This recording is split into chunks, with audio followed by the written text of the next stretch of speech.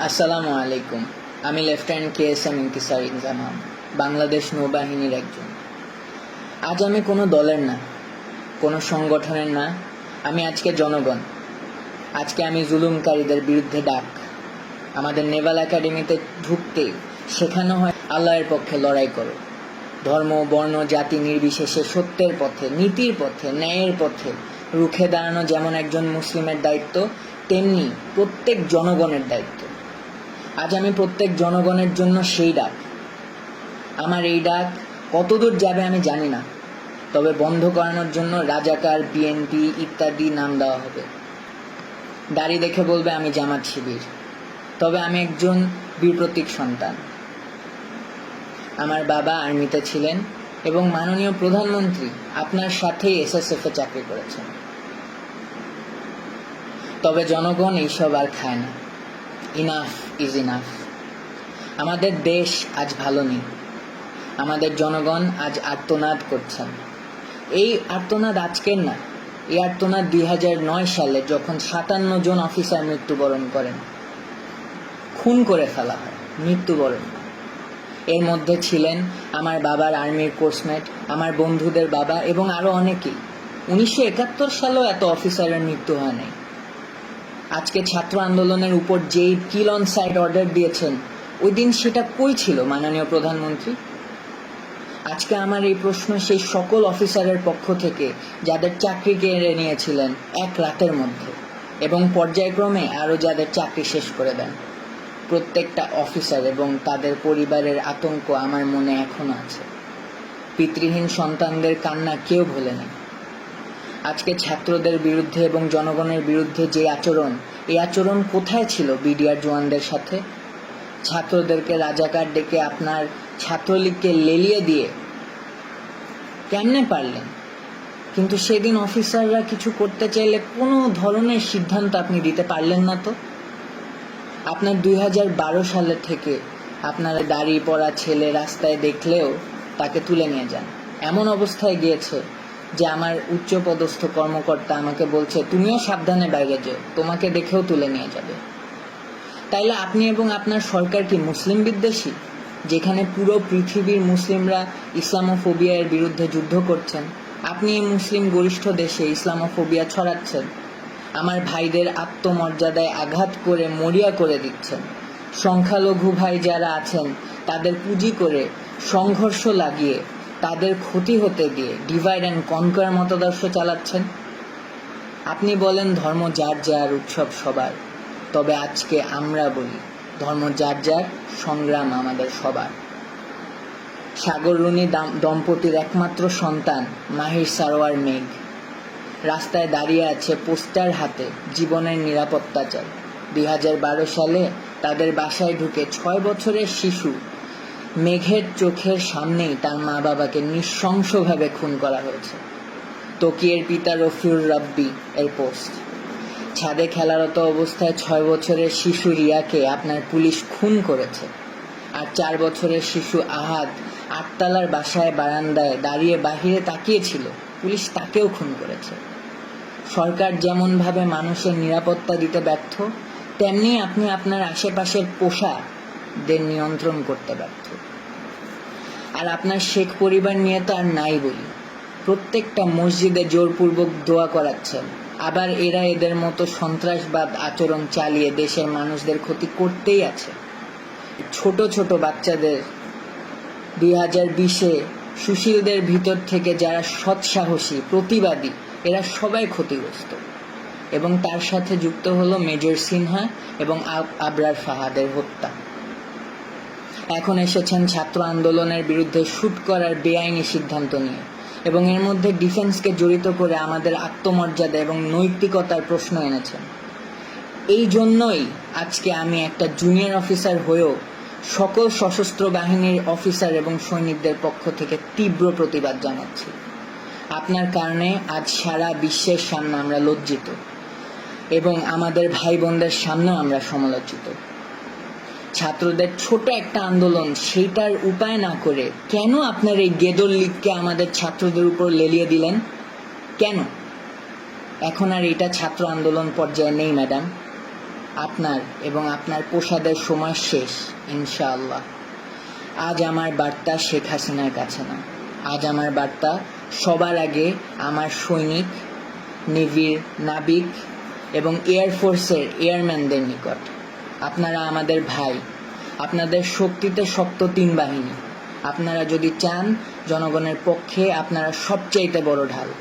Officer আছে, chain of command আছে, তবে এইসব বানানো কি দালাল রাজনীতিবিদের চাকরগিরি করতে? বীর সৈনিকদের এই কলিজা? আমি জানি যে আপনাদেরও ভিতর অনেক ক্ষোভ, সত্যের পথে দাঁড়াতে না পেরে। আজকেই সময়, এই হয় জনগণের পক্ষে অস্ত্র ধরেন অথবা ভুলে যান যে আপনি একজন সৈনিক। Sir, I am reaching out to all my seniors and juniors within the 3 forces. This is that historic moment, sir. This is when you choose the right side. Let's make a difference. Sir, আমি আপনাদেরকে একজন একজন করে rich করতে পারিনি, কারণ কার মনে কি সেটা বোঝা আমার পক্ষে সম্ভব না। আমার এই জন্যই বের হয়ে আসতে হলো, কারণ আমাদের মনের কথা কারো না কারো তুলে ধরতেই হবে। তার জন্য হলাম আমি বলির বকরা। সবাই আমরা সুসন্তান। আমি জানি আপনারা জনগণের পক্ষ যেতে দ্বিধাগ্রস্ত হবেন না। Either take power to assist the citizens of the nation to make things right. Sir, 3 বাহিনীর প্রধান স্যারদের নিকট কিছু কথা। জেনারেল আজিজ, বেনজির, হারুন, বিপ্লব কুমার, এদেরকে দেখেন এবং অন্যান্য সকল তাদের ফলেন পনদেরকে দেখেন। তাদের ব্যবহার শেষ, তাদেরকে টিস্যুর মতো ফেলে দেওয়া হয়েছে, যদিও তারা এককালে দুর্নীতি রাজার মতো করেছে। স্যার, সশস্ত্র বাহিনী কোনো পুতুল বাহিনী নয়। আজকে আপনাদের সিদ্ধান্তের উপর আমাদের পূর্বের এবং আগামীর আত্মমর্যাদা নির্ভর করে।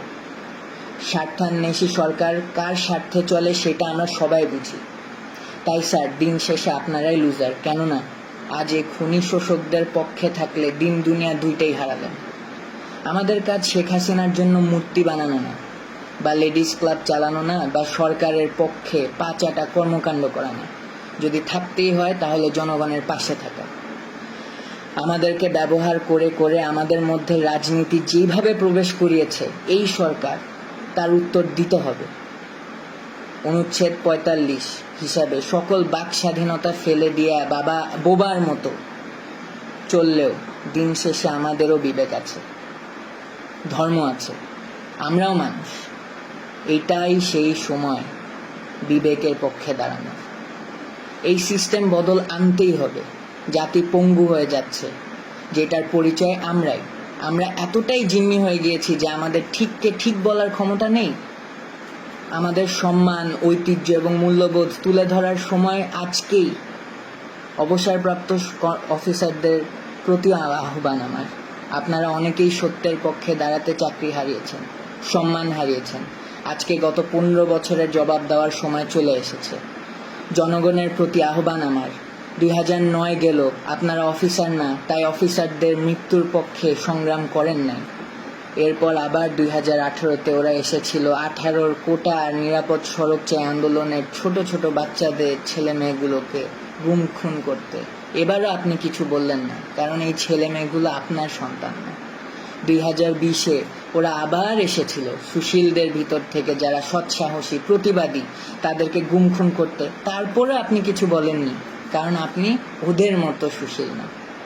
এখন 2024-এ ওরা এসেছে আপনাদের নিজেদের সন্তানদেরকে গুম খুন করতে। এখনো আপনারা বলছেন আপনার সন্তান না?